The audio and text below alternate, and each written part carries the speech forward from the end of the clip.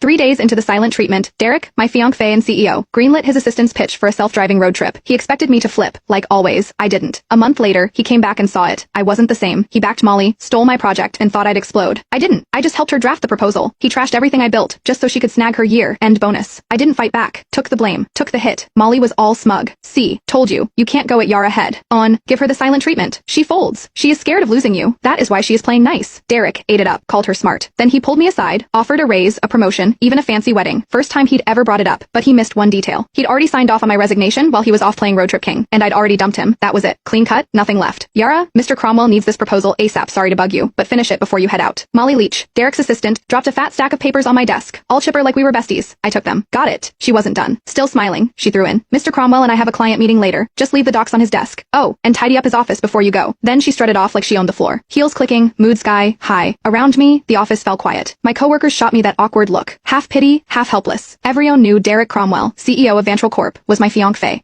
Everyone also knew he blatantly played favorites, and Molly was his number one. He'd yanked her from another firm, made her director, then handed her $1 million project. I'd busted 2 months bringing in and prepping. When I pushed back, he called a team vote, thinking everyone would back him. Wrong. The whole team voted for me, except him. Molly got 1 vote. He lost it. Accused me of stirring up cliques. Didn't just take the project away. He demoted me in front of everyone and slashed the salaries of the people who backed me. Nobody dared speak up later. He apologized, said didn't want it to look like favoritism. Claimed Molly might feel left out. I used to believe that crap now. It is a joke. Molly couldn't even keep up with our interns. Didn't want it to look like favoritism, please. He was straight up playing favorites. Everyone saw it but him. I heard footsteps upstairs and looked up Derek. He showed up at the stairwell, glanced my way, then walked out without saying a word. Changed into some casual suit. Even from here, I caught that cedar cologne. He never used to wear cologne. That one Molly's gift. Yeah, he knew exactly what he was doing. He'd been pulling this kind of stuff for years. It started after I found their goodnight texts. Couldn't stay quiet. I confronted him. Derek said I was being petty. Then, like it proved some point, he used it as an excuse to make it official and moved Molly to work directly under him. The more upset I got, the harder he leaned in, dragging her to every social event, serving her food, even wiping her mouth at company dinners. When we fought, he'd ice me out. When I apologized, he'd round up his buddies to lecture me like I was some jealous mess. For a while, I actually blamed myself. Thought maybe I wasn't generous enough. Thought maybe that is why we ended up here. But on day 3 of one of his silent treatments, when I was too sick to even sit up and he still packed his bags for a trip with Molly, I gave up. That is when it hit me. He wasn't trying to be noble. He just used my pettiness as a shield so he could keep doing what he wanted without feeling guilty. Even if I hadn't caught those late night chats, he would have just found another excuse to be with her. After their latest business trip, they were still grabbing dinner, drinks, playing tennis, same routine, but something between them had changed. I could feel it. Not that it mattered. 5 years together, and it was done. This whole mess had dragged on long enough. I was the last one in the office, finishing up the proposal. Checked my phone. Molly had been busy posting. Candlelit dinner at some fancy spot, 2 plates of steak. Derek, all polished and perfect, cutting hers for her caption. Steak cut by the CEO himself. It has to taste better. The comments were full of heart emojis and fangirling. A few clueless people even asked when the wedding was. Derek replied with 3 dots. Molly followed up with a cheeky emoji no clarification, just like always. But this time, I didn't blow up, didn't call him, didn't get scolded for overreacting.